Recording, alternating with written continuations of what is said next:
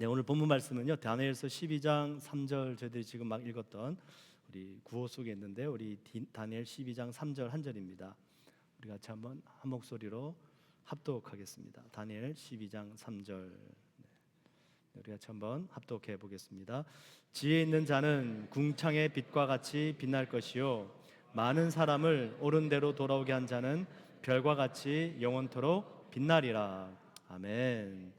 우리 서로 한번 인사 나누십시다. 우리 영적으로 항상 깨어 있으십시다. 네. 오늘 말씀 제목을 그래서 영적 정신 차림이라고 이렇게 정해봤어요. 우리 보통 그러지 않습니까? 당신 정신 차려, 정신 차리세요, 깨어 있으세요. 영적 정신 차림인데요. 영적 정신을 차리면은 어떻게 되는지, 영적으로 정신을 차린다라는 것이 무엇인지 말씀을 좀 나누고 싶은데요. 여러분들 마음속에 여러 가지 소원들이 있을 줄 압니다. 그렇죠? 문제들을 해결하고 싶고, 또 자녀를 위한 기도, 환경적인 여러 가지 문제들, 하나님 앞에 누구든지 다 소원이 있는데요. 어떤 소원을 하나님께 구하고 싶으십니까? 만약 하나님께서 한 가지 구하라 그러면 무엇을 구하고 싶으십니까? 네, 여러분 꼭 지혜를 구하시길 축원을 드립니다. 지혜를 구하시면 그 지혜의 오른편에는 장수가 있고요, 왼편에는 부귀가 있다 그러죠. 부귀 영화가 지혜를 통해서 옵니다. 물론 여러 가지 여러분들 소원을 하나님께 아뢰실 수 있지만, 정말로 혹시라도 무엇을 구해야 될지 모른다든지 좀 애매한 경우에는 꼭 지혜를 구하십시오. 저에게 한번 그런 기회가 있었는데요, 한참 교회를 열심히 다니기 시작할 때였습니다. 청년부 담당 전도사님이 이렇게 신방으로 오셔서 같이 교제를 하는데, 그때마다 모일 때마다 기도하고 싶었고, 하여튼 모임이 있으면은 예배를 드리고 싶었던 그런 초창기 때였는데요. 전도사님이 오셔서 교제를 하는데, 전도사님 예배 좀 드려주세요. 뭐 준비도 안 되어 있는데 그냥 예배 드리고 싶은 거예요. 기도하고 싶은 거예요. 전도사님이 이제 눈을 감으시고 잠깐 기도를 하시더니, 형제님, 하나님께서 형제님에게 뭘 주시길 원하십니다. 뭘 원하십니까? 너무 기분이 좋고 감사하더라고요. 제 아내가 옆에서, 여보, 지혜. 근데 저는 그때 지혜라는 거, 솔로몬의 이야기는 알고 있었는데요, 지혜를 구하기보다 현실적으로 돈이 좋더라고요. 돈이 있으면, 그때 유학생 신분이었는데요, 한국에서 학비가 오고 생활비가 왔습니다. 1년치가 한꺼번에 왔습니다. 그럼 학비 내고 생활하다 보면 연말 때쯤 되면은 또 이렇게 잔액이 얼마 안 남았거든요. 항상 그 생활을 반복하다 보니까 좀 물질이 좀 넉넉하면 좀 편할 수도 있을 것 같고, 저희들 가끔 그러지 않습니까? 제가 부자가 되면 하나님 열심히 섬기겠습니다, 교회도 세우고 선교도 하고, 물질을 좀 주세요, 축복 좀 주세요 그러잖아요. 그래서 그냥 인간적으로 마음은 뜨거웠는데 하나님 앞에 그냥 좀 부자가 됐으면 좋겠습니다 그랬어요. 그래서 우리 전사님 그냥 예배 드려주시고 기도하고 갔는데요, 그때를 생각하면 사실 좀 수치스러운 마음이 마음속에 좀 남아 있습니다. 나에게 다시 한번 그런 기회가 온다면 정말로 하나님 앞에 지혜를 구할 텐데, 사실 그때 제 마음속에 있었던 영적인 소원이 있었습니다.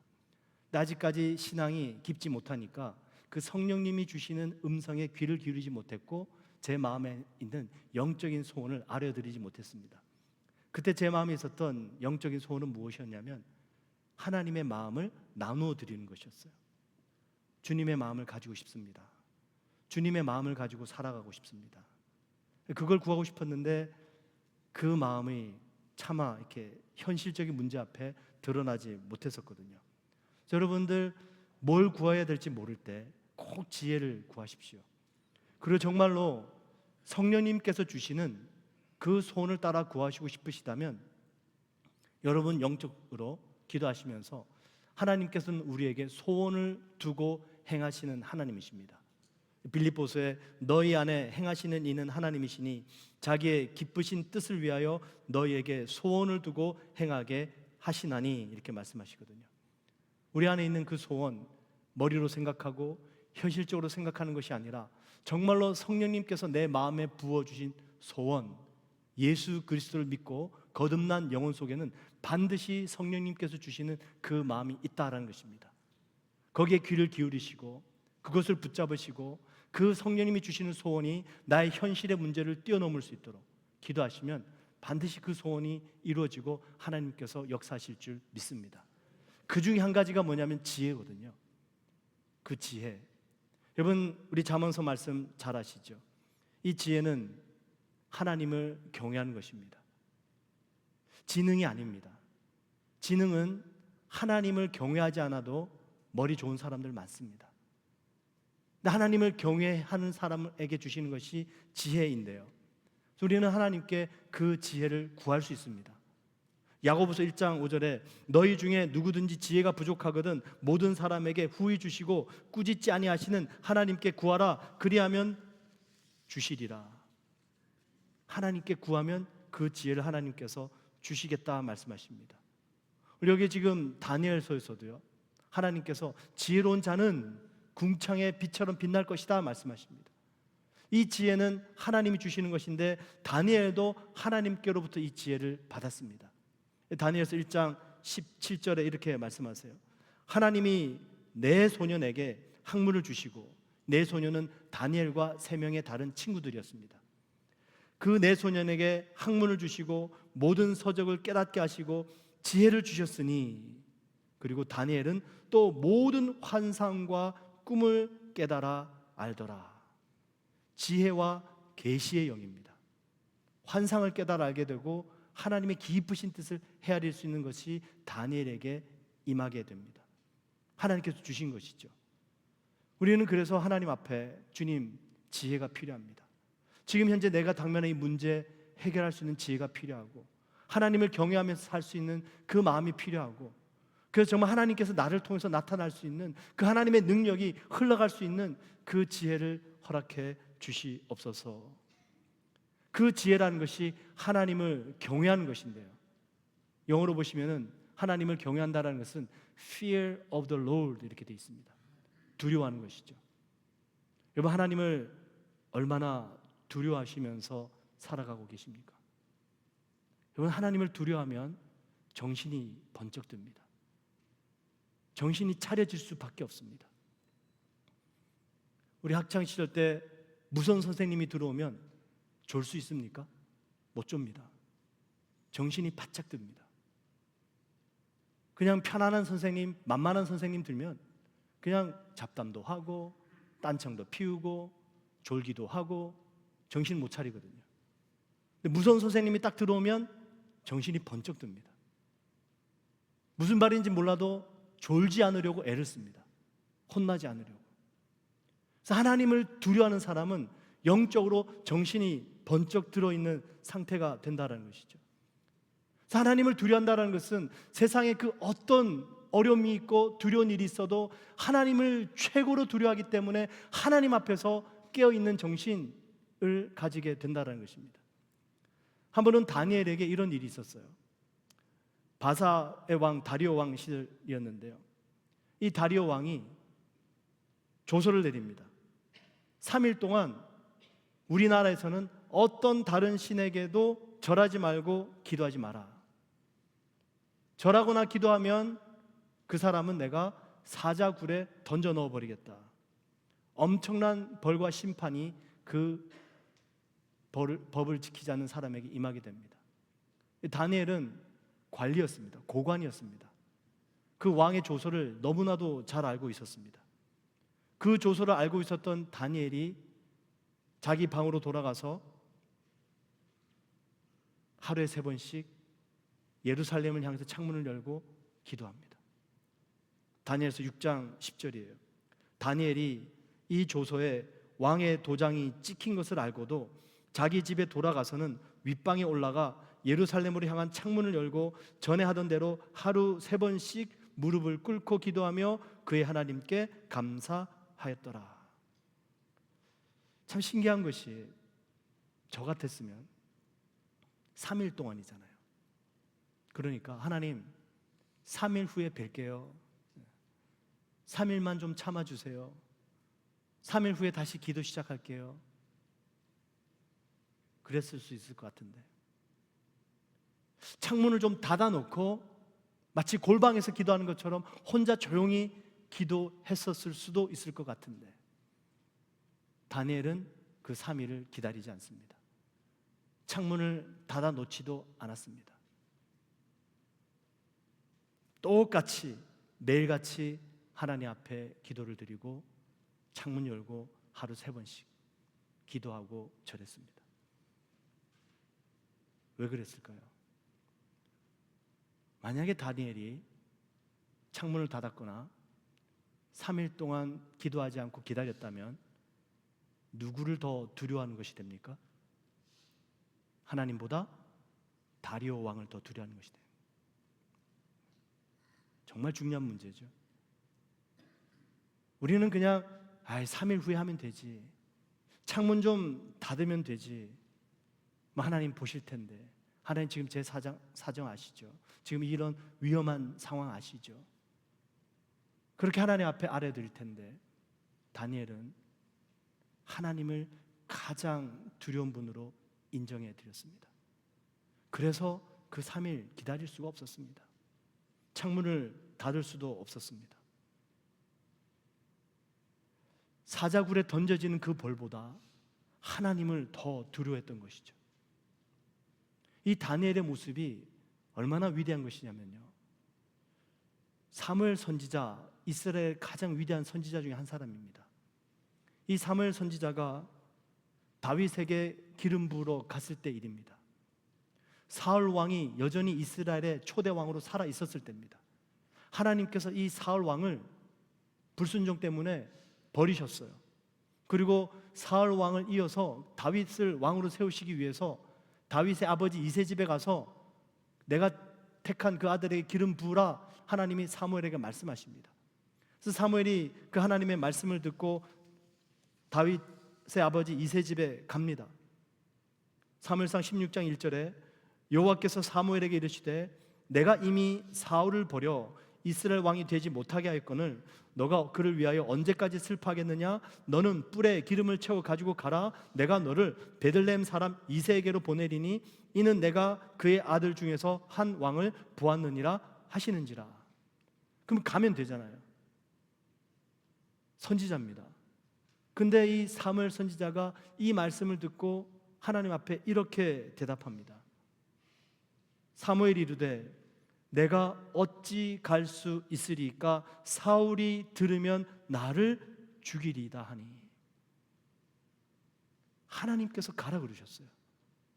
근데 사무엘은 지금 사울 왕을 더 두려워하는 대답을 하나님 앞에 하고 있습니다. 이런 비슷한 일이 신약에 보시면 또 한 번 더 나옵니다. 아나니아라고 하는 예수님의 제자예요.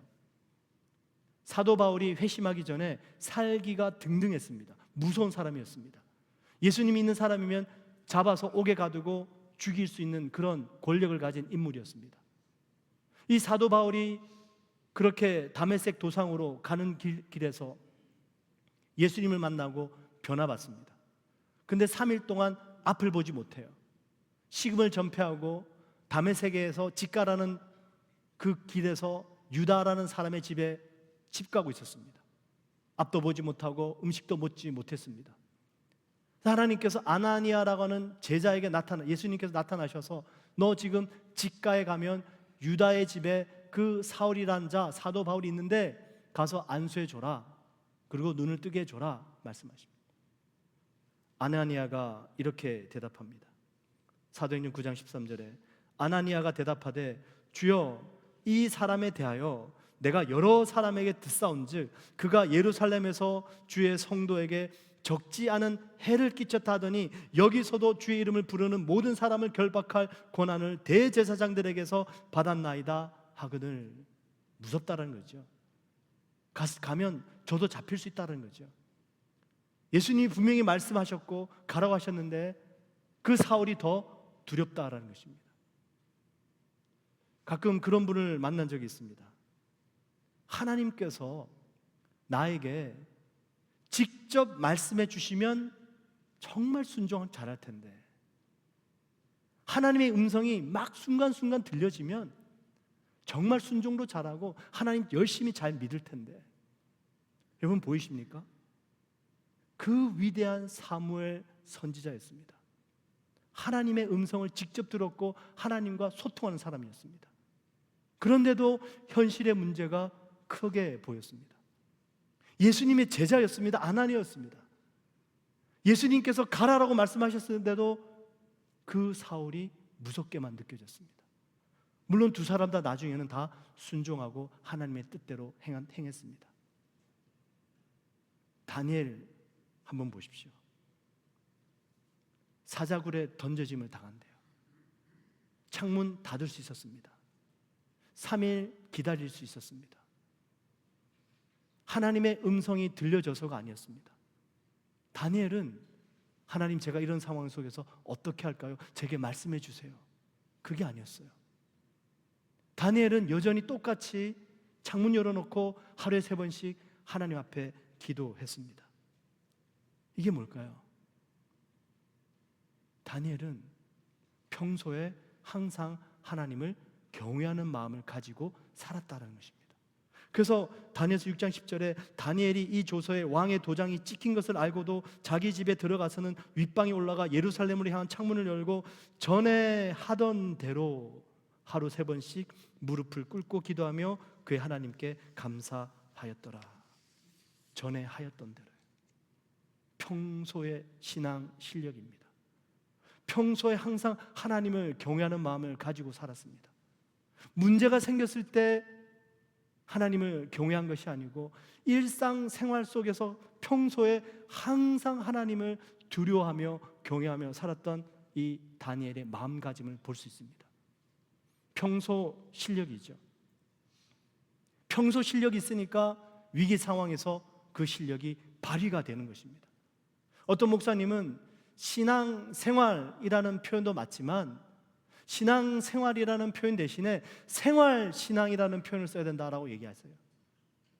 생활신앙. 그냥 교회와 와서 예배드리고 신앙생활하는 것이 아니라 내 삶 속에서, 내 생활 속에서 정말로 신앙을 살아내야 된다는 것이죠. 하나님을 항상 경외하고 두려워하는 마음을 가지고 어디에 있든지 그 중심을 가지고 살아가야 된다는 것이죠. 그랬더니 하나님께서 역사하시고 위기 상황 속에 나의 평소 실력이 나오게 되더라라는 것입니다.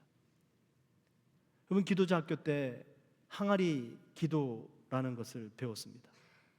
항아리 기도. 이 항아리 기도는요, 말 그대로요, 그 항아리에 물을 가득 붓는 것입니다. 우리의 기도의 분량을 채워가는 것입니다. 그래서 항아리에 물이 가득 차면 물이 변하여 포도주가 되듯이 우리의 기도의 분량이 차면 하나님의 역사가 나타납니다. 그러면 항아리에 물 붓는 일 쉽지 않습니다. 그 가나안 혼인잔치 때요, 그 물 항아리 한 개 크기가 약 80리터였대요. 6개가 있었습니다. 여러분, 80리터면 2리터짜리 소다 40개입니다. 6개니까 총 280개예요. 네, 240개입니다. 네. 총 240개짜리 2리터가 6개 돌 항아리에 다 부어져야 됩니다. 노동이죠. 중노동입니다. 그 항아리에 물이 가득 채워졌더니 물이 변하여 포도주가 됩니다. 여러분, 기도가 중노동입니다. 하나님의 일하는 거 노동입니다. 그런데요, 그 기도가 중노동이라는 것을 인정하는 순간 기도하기가 쉬워집니다. 왜냐하면 우리가 기도할 때 하나님 음성 잘 안 들리잖아요. 우리가 봉사할 때 하나님께서 내 삶 속에 갑자기 문제 해결해 주시지 않잖아요. 그런데도 여전히 평소 때처럼 섬기고 봉사하고 기도하잖아요. 아, 그렇구나. 내가 지금 이렇게 힘들게 기도하고 있고 내가 힘들게 봉사하고 있는데 하나님의 때가 되면, 분량이 차면 역사하시겠지. 그 생각을 하는 순간부터 하나님 음성이 안 들려져도, 손에 잡히는 것 없어도, 느껴지지 않아도 하게 돼요. 만약에 이것을 깨닫지 못하면 기도해도 응답이 없고 느껴지는 것 없고 봉사해도 축복이 오지 않으니까 답답해집니다. 근데 오히려 기도는 중노동이야, 사역은 극한 직업이야, 봉사는 극한 직업 중에 하나야 인정하고 가니까 그 하인들이 항아리에 물을 부을 때에 6개 항아리 채우면 되잖아요. 힘들지만 채우면 역사가 나타날지 안 날지 몰랐지만 순종하니까 물이 변하여 포도주가 되고, 아무도 그 포도주가 어디서 났는지 몰랐지만 누구만 알았습니까? 그 일을 한 하인들, 그들만 알았습니다. 기도하는 사람만 아는 거예요. 순종하는 사람만 아는 거예요. 그 순간에는 느껴지는 것 없고 보여지는 것 없고 교통함이 없는데 이거 중노동이지, 극한 직업이지, 난 지금 항아리에 물 채우고 있지. 여러분, 역사가 나타날 줄을 믿습니다. 우리 131 기도 한 주 남았어요. 쉽지 않았습니다. 다 채우지 못했습니다. 2기 기도자학교 끝났습니다. 케이스 모임 한 달 넘었습니다. 새섬이 스마일 부대 이제 6월 1일입니다. 반년이 다 돼갑니다. 교회에 큰 변화가 없습니다. 새가족들이 잘 오지도 않습니다. 지칠만 합니다. 근데 여러분, 계속해야 될 줄 믿습니다. 계속해야 되는 거예요. 이거 하는 거구나. 그때그때 큰 역사가 나타나면 너무나도 좋겠지만 항아리에 물을 채우고 있는 거예요. 지금 반드시 역사가 나타날 줄 믿습니다.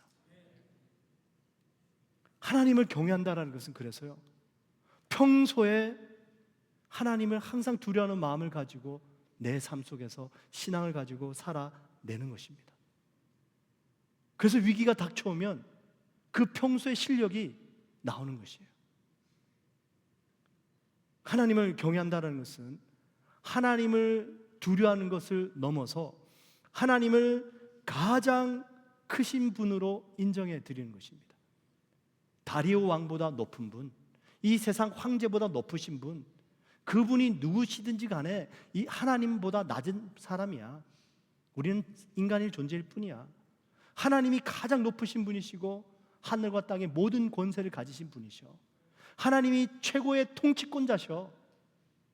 이걸 항상 기억하는 것입니다. 그걸 영적으로 정신 차렸다라는 것이에요.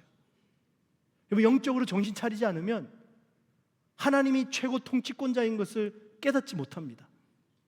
사람의 권세가 더 무섭게 보입니다. 제가 군생활을 할 때 터닝 포인트가 있었습니다. 이등병 6개월하고 이제 막 일병을 달았었을 때 같아요. 기억해 보니까 저는 강원도 양구에서 근무를 했는데요, 연대 본부였습니다. 저희가 하는 일은 경비소대라고요. 그 연대 본부 정문에서 위병소가 있습니다. 그러면 정문을 지키는 거예요. 가끔 이렇게 휘장도 차고 좀 멋있는 옷을 입고 하기도 하는데, 하여튼 정문을 지키는 거예요. 그래서 차량 통제하고 간부들 지나가면 인사하고 그런 일을 했습니다. 그러다 보니까 이 부대 밖은 함부로 아무나 못 나가거든요. 출입이 좀 자유로웠습니다. 몰래 나갔다 오게 됐어요. 한 번은 제가 저녁에 밤에 순서가 돼서 근무를 나가는데 제 바로 윗 고참이었어요. 한 2달 앞 빨리 군대로 왔습니다. 저보고 돈을 주면서 술 사다 놓으라는 거예요. 우리 한국 군대 비리를 지금 얘기하고 있습니다. 네. 번번이 있는 일입니다. 그래서 돈을 받아서 호주머니 넣었죠. 그 모습을 내무반장이 봤어요. 병장입니다. 저한테 그래요. 이제 그런 일들을 비밀리 하지 않고 오픈리 할 수 있었다는 얘기는 저희 소대 분위기가 어땠는지 아시겠죠? 내무반장이 보고는 사다 주지 마 그래요. 제가 뭐라 그런지 아십니까? 그는 내무반장 병장이 제 바로 윗고참, 그 사람은 일병이었거든요. 2달 빠르니까 일병이 시킨 심부름 내무반장 병장이 하지 마라고 그랬으니까 안 해야 되잖아요. 근데 소대 분위기가 너무 좋고 이제 입영 됐다가 일병 갔다 왔고 소대 생활 적응했고 다 친하게 지내고, 그 병장은 저랑 동갑이었고, 제 이 2달 앞선 선임은 저보다 1살 아래였습니다. 다 편하게 이렇게 지내다 보니까 제가 그랬어요. 내무반장님한테. 에이, 어떻게 그럽니까? 저도 모르게 그 말이 툭 튀어나왔어요. 우리 평소에 다 나갔다 오고 몰래 술 마시고 다 그렇게 지내왔는데, 아이, 왜, 에이, 어떻게 그럽니까? 내무반장이 저를 불러요. 야, 정신 차려. 여기 군대야. 내가 내무반장이야. 그리고 플래시라이트를 가지고 제 머리를 툭 쳤는데 모서리에 맞았는지 잘못 맞아서 머리에서 이렇게 피가 이렇게 쭉 흘러났어요. 덕분에 덜 맞았죠. 씻고 빨리 근무 나가 그랬습니다. 제가 정신 차렸습니다. 아, 내가 지금 군대에 있지. 이 사람들이 지금 내 친구들이 아니지. 여기 군대지. 저 견장찬 저 양반이 내무반장이지.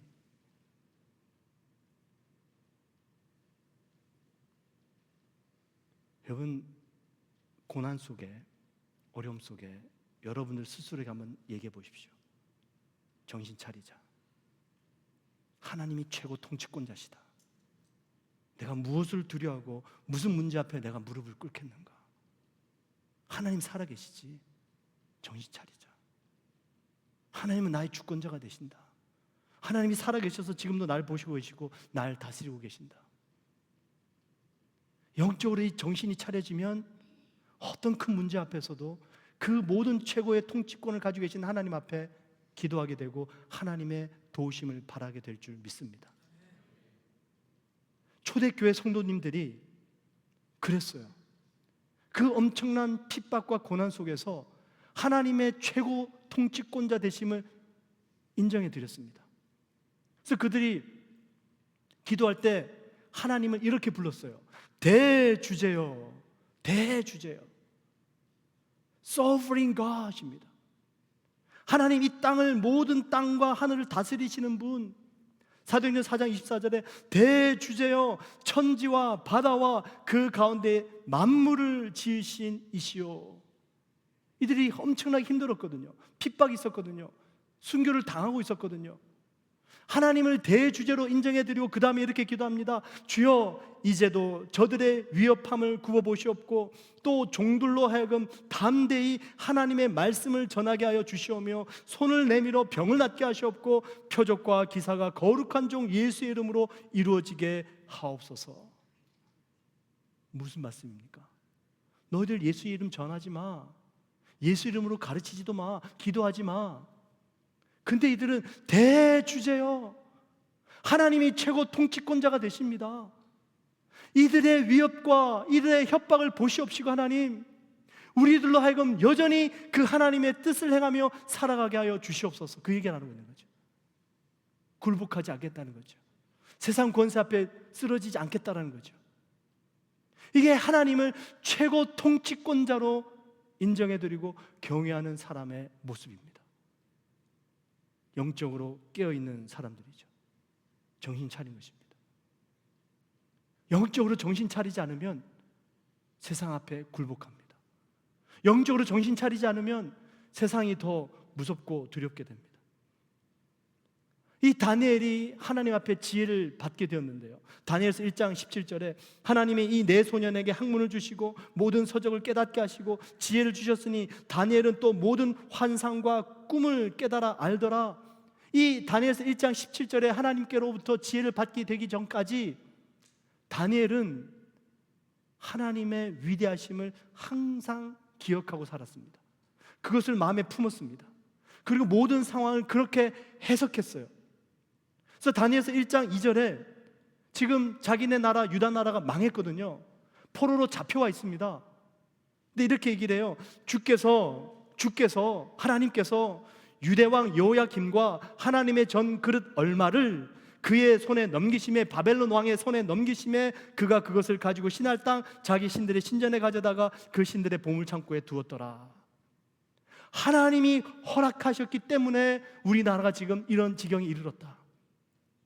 하나님께서 저 바벨론에게 그 권세를 주셨기 때문에 그 바벨론이 우리나라의 모든 금은보화를 빼앗아 갈 수 있었다. 하나님이 허락지 않아 하셨다면 이런 일은 결코 일어나지 않았을 것이다. 하나님의 주권을 다니엘은 지금 인정해 드리고 있는 겁니다. 만약에 이것을 우리가 인간의 눈으로 본다면 우리 국방력이 약해서, 왕들이 정치를 잘못해서 이렇게 해석되는 거예요. 물론 그것도 맞죠. 현실적인 부분도 있죠. 현실적인 부분을 완전히 무시할 수는 없지만 이 다니엘의 영적인 해안은 이 모든 일들이 저 바벨론이 너무나도 강했기 때문이 아니라 하나님이 허락하셨기 때문에, 바벨론의 왕보다, 그 제국보다 더 뛰어난 분이 하나님이시기 때문에. 여러분, 다음 세대 신앙이 걱정이 됩니다. 정말 자녀들이 교회를 떠나고 있고 신앙을 떠나고 있습니다. 중고등부 시절까지는 부모님 따라 교회를 오지만 대학교 가기 시작하면서 성인이 되고 자기 판단력이 생기고 대학교 가서 무슨 철학 이런 이상한 거 배우면서 하나님에 대해서 의심하기 시작하고 회의를 가지기 시작하고 떠나기 시작합니다. 자녀들이 교회를 떠난다. 맞는 말씀이에요. 근데 호세아서 4장 6절에 보시면 이런 말씀이 있어요. 내 백성이 지식이 없으므로 망하는도다. 너가 지식을 버렸으니 나도 너를 버려 내 제사장이 되지 못하게 할 것이요, 너가 너의 하나님 율법을 잊었으니 나도 너의 자녀들 잊어버리리라. 자녀들이 교회를 떠난 것도 있지만 하나님이 우리의 자녀들을 잊어버리셨대요. 하나님이 잊어버리시니까 자녀들이 떠날 수밖에 없죠. 만약에 하나님이 기억하시면 자녀들이 돌아올 수 있는 줄 믿습니다. 그럼 그 하나님을 기억하려면 말씀하시잖아요. 내 백성이 지식이 없으므로. 무슨 지식입니까? 하나님, 당신은 최고 통치권자이십니다. 하늘과 땅을 지으시고 이 모든 만물을 주관하시는 분이십니다. 당신은 최고의 권세자십니다. 우리가 무엇을 두려워하겠습니까? 하나님만을 두려워하기 원하고 하나님의 가장 높으심을 항상 인정해 드리기 원합니다. 우리 이 작은 머리로 우리가 하나님을 어떻게 다 이해하고 알 수 있습니까? 하지만 적어도 하나님의 최고 높으심과 가장 위대하심 정도는 인정해 드릴 수 있다는 것이죠. 이 지식을 버려버리니까, 하나님을 경외하는 마음 버리고 세상을 더 좋아하고 세상의 성공을 더 추구하다 보니까 하나님이 우리의 자녀를 잊어버리십니다. 다니엘은 본인의 나라가 망한 것이 바벨론이 국력이 세서 정치를 잘못해서, 그건 둘째 문제였어요. 하나님이 우리를 그들 손에 넘겨셨기 때문입니다. 하나님의 주권을 인정해 드렸습니다. 그런가 하면 다니엘은요, 하나님을 경외했는데 그 지혜를 얻기까지 두 번째 모습이에요. 1장 8절에 다니엘은 뜻을 정하여 왕의 음식과 그가 마시는 포도주로 자기를 더럽히지 아니하리라 하고 자기를 더럽히지 아니하도록 환관장에게 구하니 하나님께서 환관장에게 은혜를 베푸셔서, 그래 너희들 그럼 이거 안 먹어도 돼. 나중에 어떻게 되죠? 산의 진미 다 먹은 소년들보다 그거 먹지 않은 다니엘과 세 친구들의 얼굴이 더 밝게 되죠. 놀라운 지혜를 얻게 되죠. 비교할 수 없었습니다. 1등, 2등 차이가 아니라 1등과 100등 차이가 나버렸습니다. 하나님이 이렇게 다니엘과 그 친구들 높이셨어요. 근데 이 다니엘이 그 음식을 먹지 않은 것이요, 그 상황이 이런 상황이에요. 바로 그 윗절에 보시면 다니엘의 이름이 바뀌어요. 환관장이 그들의 이름을 고쳐 다니엘은 벨드사살이라 하고, 이 벨드사살이라는 이름의 뜻이 뭐냐면 벨이 다니엘 나라, 이 바벨론 나라의 우상신이었습니다. 그래서 벨드사살은 벨이 사랑하는 자, 벨이여 그의 생명을 보호하소서. 다니엘 이름을 그렇게 바꿔버린 거예요. 야 벨드사살 먹어. 야 벨드사살 너 이거 해야 돼. 그 바벨론 시절에 다니엘의 이름은 다니엘이 아니라 벨드사살로 불려졌습니다. 환경이 지금 포로로 잡혀와 있고 바벨론 왕궁에 있지만 바벨론식의 이름을 가졌고 바벨론의 교육을 하고 있고 바벨론의 문화를 가지고 있습니다. 모든 것이 바벨론식이에요. 그래서 그 정신 교육을 시키는 거예요. 바벨론화 시키기 위해서, 우리 한국 사람들 잘 알죠? 일제 침략기 때, 강점기 때 한국 처음 침략해서 창씨 개명하고 정신 말살하고 문화 말살하고, 우리 한국 사람 다 잘 알고 있습니다. 다니엘이 그랬어요. 근데 다니엘은 중심이 빼앗기지 않은 거예요. 다니엘의 이름의 뜻은 하나님이 심판하신다, 하나님은 나의 재판관이 되신다, 하나님을 경외하는 이름이에요. 너희들이 아무리 나를 벨드사살이라고 불러도, 내가 이 바벨론의 포로로 잡혀와 있어도 내 마음의 중심에는 나의 하나님이 너의 왕보다 높고 너의 벨신보다 높다, 그 중심이 잃지 않은 거예요.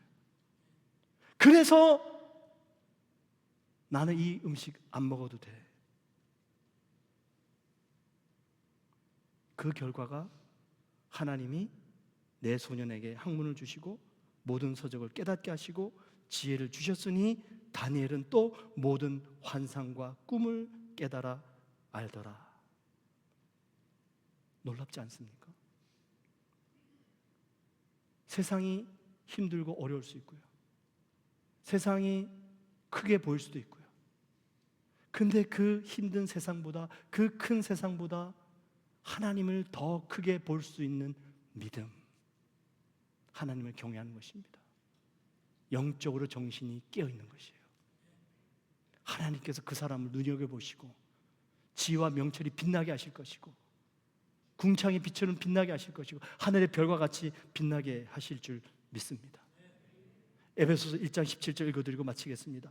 우리 주 예수 그리스도의 하나님 영광의 아버지께서 지혜와 계시의 영을 너희에게 주사 하나님을 알게 하시고, 그 지혜와 계시의 영을 받아서 하나님을 알고 너희 마음의 눈을 밝히사 그의 부르심의 소망이 무엇이며 성도 안에서 그 기업의 풍성함이 무엇이며 그의 힘의 위력으로 역사하심을 따라 믿는 우리에게 베푸신 능력의 지극히 크심이 어떠한 것을 너희로 알게 하시기를 구하노라. 여러분, 하나님께서 뭐 해줄까 물어보신다면 무엇을 구하시겠습니까? 기도하겠습니다.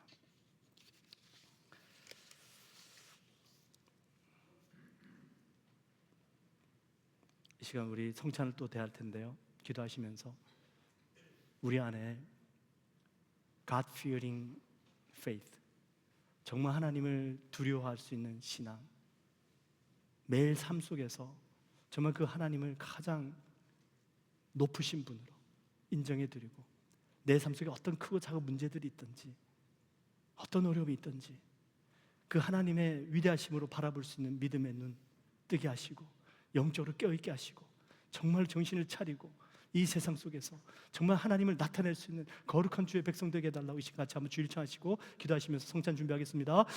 주여, 할렐루야, 아버지 하나님 감사합니다, 찬양합니다.